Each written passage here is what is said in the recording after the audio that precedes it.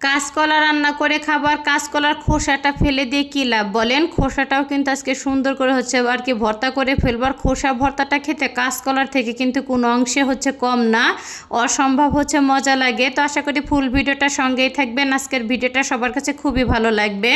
আসসালামু আলাইকুম, সবাই কেমন আছেন? আশা করি ভালো আছেন। আমি আল্লাহর রহমতে অনেকটা ভালো আছি। তো প্রতিদিনের মতন কিন্তু আজকের ভিডিওটা দুপুর থেকে শুরু করতেছি, যেহেতু রমজান মাস। তো দুপুরের দিকে হচ্ছে রান্নাটা শেষ করার আর কি চেষ্টা করি, যে সন্ধ্যার পরে হচ্ছে ইফতারি করার পরে আর কি রিল্যাক্সে যাতে থাকা যায়। যাই হোক, আর এই তো কাঁচকলাটা কিন্তু দুই পাশে একটুখানি হচ্ছে কেটে নিলাম আমি। এখন সুন্দর করে কিন্তু হচ্ছে অফ ক্যামেরা আমি ধুয়ে নিছি পরিষ্কার করে, যেহেতু আর কি খোসাটা হচ্ছে ভর্তা করব। তো কাটার পরে হচ্ছে ওইরকম খোসাটা আর কি সুন্দরভাবে ধোয়া যাবে না, আর কষ্টটাও লেগে যাবে। এর জন্য হচ্ছে আস্ত কলাটা আর কি সুন্দর করে ধুয়ে নিয়েছি। আর এতে কলাটা হচ্ছে কেটে নেওয়া হয়ে গেছে, আর খোসাটা কিন্তু খুবই ছোট্ট ছোট্ট করে হচ্ছে আর কি কেটে নিতেছি আমি।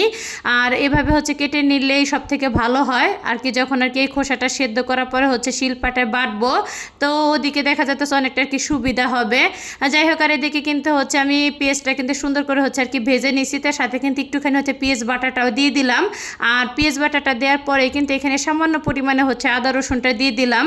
আর ইলিশ মাছ যত কম মশলা দিয়ে রান্না করা যায় ততই কিন্তু খেতে ভালো লাগে। যাই হোক, আর এই তো মশলাটা কিন্তু হচ্ছে সুন্দরভাবে ভাজা হয়ে গেলে তো শুকনো মশলাটা কিন্তু দিয়ে দিলাম।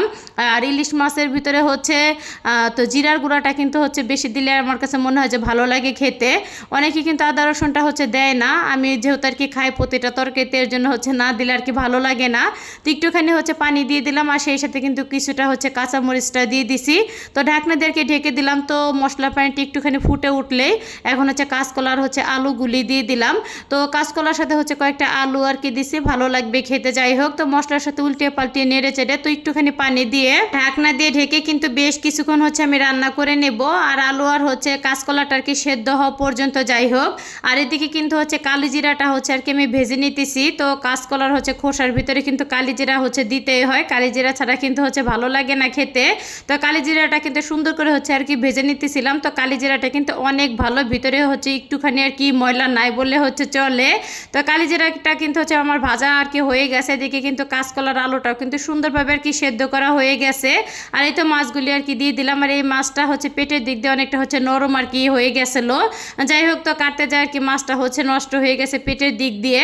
আর এমনিতে দেখা যাচ্ছে সবসময় মাছটা হচ্ছে ইলিশ মাছ রান্না করতে গেলে সবজি দিয়ে আগে হচ্ছে মাছটা আর কি কষিয়ে নেই। তো আজকে হচ্ছে সবজিটা সুন্দরভাবে হচ্ছে কষানোর পরে আর কি মাছগুলি দিয়ে দিলাম। আর ইলিশ মাছটা যেভাবে রান্না করো না কেন খেতে কিন্তু একটু বেশি মজা লাগবে।